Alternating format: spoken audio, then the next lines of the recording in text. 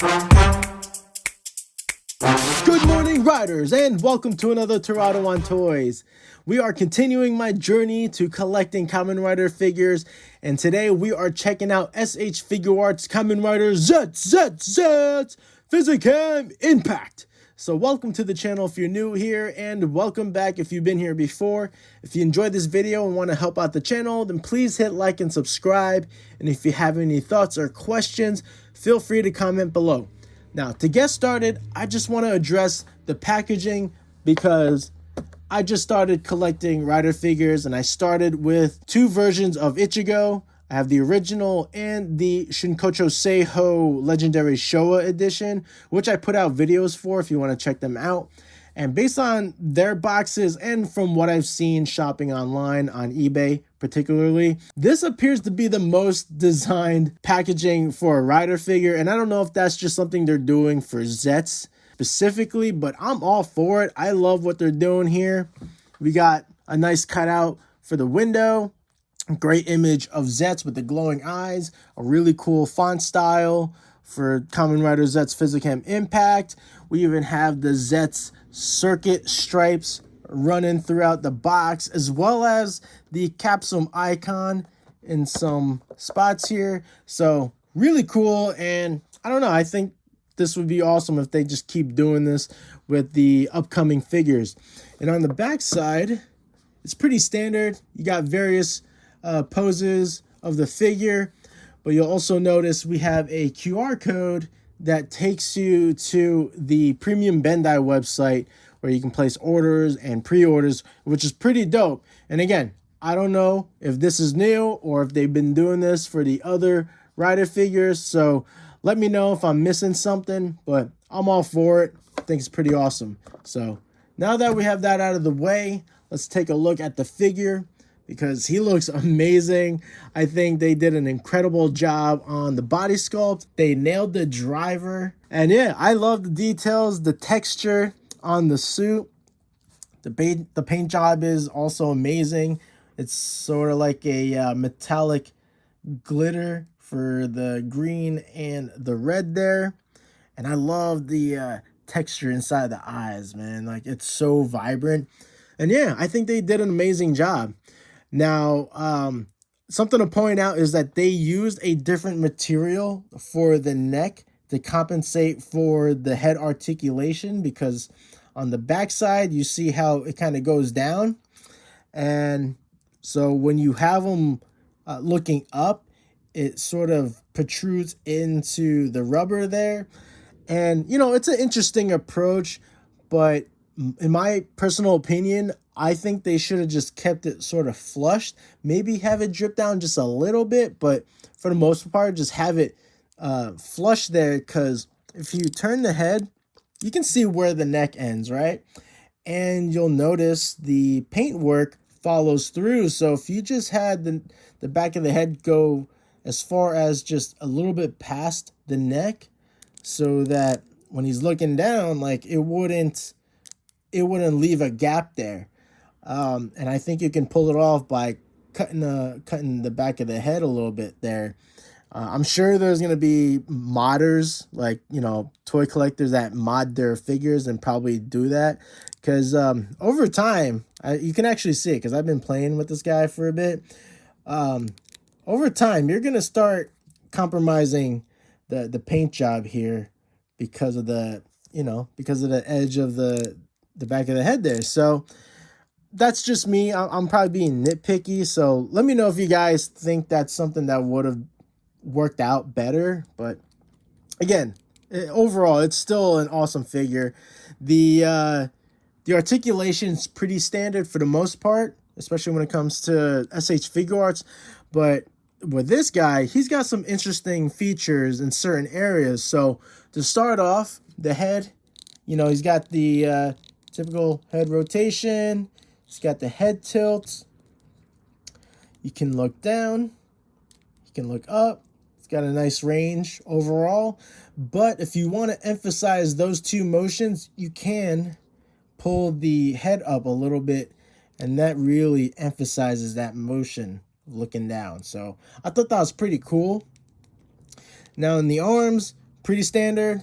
Full rotation in the shoulders. We have the butterfly joint there, bicep swivel, and a really nice arm bend due to the double jointed elbows. The wrist articulation is also standard with the ball joint, so you can swivel it, you can do the hinge. Now, because of this hand guard on the forearm, you can't hinge it backwards, but that's okay. Now, the torso's got really nice range in the midsection here, so it's omnidirectional, so a lot of motion there, which is great. The waist's got the swivel, and you can rock it back and forth a little bit. So again, you can get a really nice crunch out of that. Now the legs has some interesting features here. So I've noticed the way they cut the thigh. It's like in a downward angle, and I think the way they sculpted this, because you'll notice the edge here, right? So he's got great range of motion in the legs. So you get a nice front kick, you get a nice back kick, right?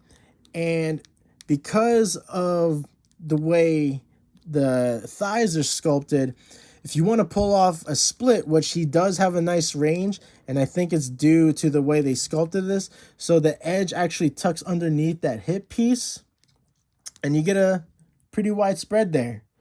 Right? And I've also noticed, I guess in order to make sure that that piece goes underneath the hip, there's like a little like hinge inside the thigh there. So I thought that was interesting.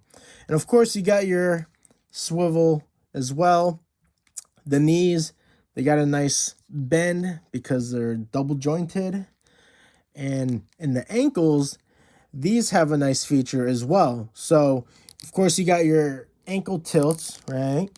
You can bend the forward. You can bend the foot forward. You can point the foot out. Of course, you got your toe hinge. But the thing that they did here with the ankles is that they can extend. See that? So by doing that, you get an even further range in that ankle tilt, pointing the foot out, which I think is really cool. You can get some really dynamic action poses out of that. So I thought that was neat that they had those little features there. Now with the extra parts and accessories, we have the first extra pair of hands. They're accessory hands. They'll hold the Zeztz or Zeztz break Zeztz. The next pair of hands, this is a cool hand pose.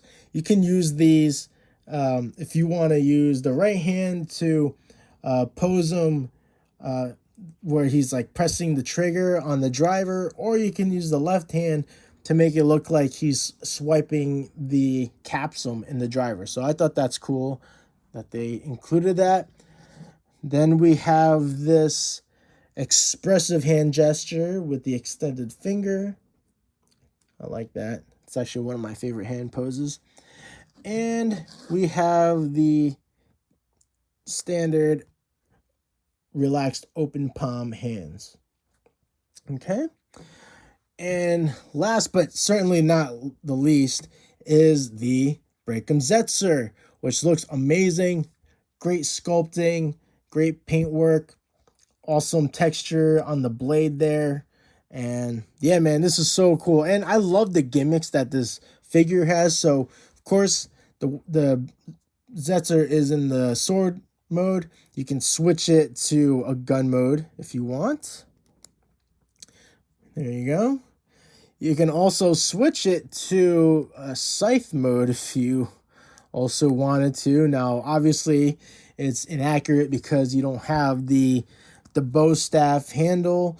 It's also not the right color because this is when he's in his wonder form. You can also switch the mode into an axe mode, which again, inaccurate because he is usually in his recovery mode when he uses the axe weapon, and also the blade is usually a little bit shorter and it's a little wider. So again, it's a little inaccurate, but you can still pull it off, which is pretty cool. Now, there is a really cool gimmick with the capsum, which is you can take the capsum out of the driver. And honestly, this might be one of my favorite gimmicks on this figure. So you do have to be careful when taking it out because it's so tiny, and I have sausage fingers, so I really have to be mindful of it. But what you do is you can take the plate off the driver, and this is something to also be mindful of because, well, you'll see here, the capsule just sits in its socket there, and it's sculpted in a way where, you know, you can't spin the capsule, which is unfortunate because that would have been really cool. So you'll see it's kind of it has that little indentation there. It's a little blurry, so I apologize. Right, so that allows it to sit securely in the socket.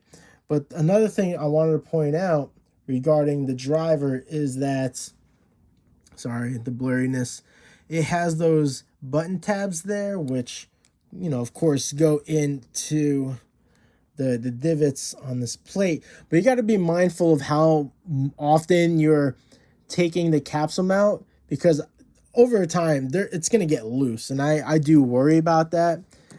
But you can take it out, right, as you saw, and you can put it inside the Zeztz, which is dope. So you just got to take this plate off on the back side.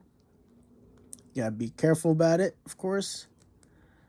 So we have that out, and you just got to make sure you're looking at it, like, just make sure when the capsule sits in it so that it's secure. So you got to make sure that indentation is inside, and I apologize, I can't get this clearly on camera, but I'm just trying to carefully get it to sit in there. My goodness. Well, I'm trying to pull this off. If you made it this far, I appreciate you. And if you've been enjoying yourself, please make sure you hit that like button and subscribe if you want to see more videos. So I got it in there sitting, and there we go. Nice. So that's how it looks sitting inside the Zeztz, and it's so cool. Now again, I wish you can spin it. That would be really dope, but maybe you could, you know, risk losing it, like it would fall out if that was the case. But either way, it looks really cool in there. So I thought that was neat, and like I said, it might be like, it's so minute, but it may be my favorite gimmick on this figure. Like, I love miniature stuff, so I think it's so cool that you can do that. And it makes me wonder if all the other riders, like all, you know, Agent, you know, if Agent 3, 4, 5, and 6 will, you know, have the same thing, because that would be awesome. So just trying to make sure I carefully get that in there, and we're good. So yeah, man, that's pretty much the rundown on this figure. He is amazing. Even though I had, you know, a couple of criticisms regarding the head sculpt, but again, I was just being nitpicky. So to wrap this up, we will of course do a quick figure size comparison. So I have in my reach the Shinkocho Seiho Showa, Legendary Showa edition of Ichigo, and there you have it. Zeztz actually stands at an even 6 inches, which is pretty cool. So actually, I'll keep them up there, Ichigo, and, you know, just to keep things exciting, I will bring in Marvel Legends Wolverine, see how he pairs up to him. Pretty cool. And yeah, just to keep things fun, let's bring in Goliath from Gargoyles, and why not the Tick? And there you go. And looks like he actually stands taller than Goliath, which is actually surprising. And he is evenly matched against the Tick. Actually, his antenna might be just a smidge taller than the Tick, but anyway, I'm just like really nitpicking. But yeah, man, I hope you guys enjoy this video. If you made it all the way through, I really appreciate you. Be sure to hit like and subscribe if you indeed enjoy the video. And yeah, if you have any questions or comments about this figure, please comment below and I'll be sure to reply to them. So hopefully I catch you guys on the next one. In the meantime, stay young, keep enjoying your toys, and I'll catch you later. Peace!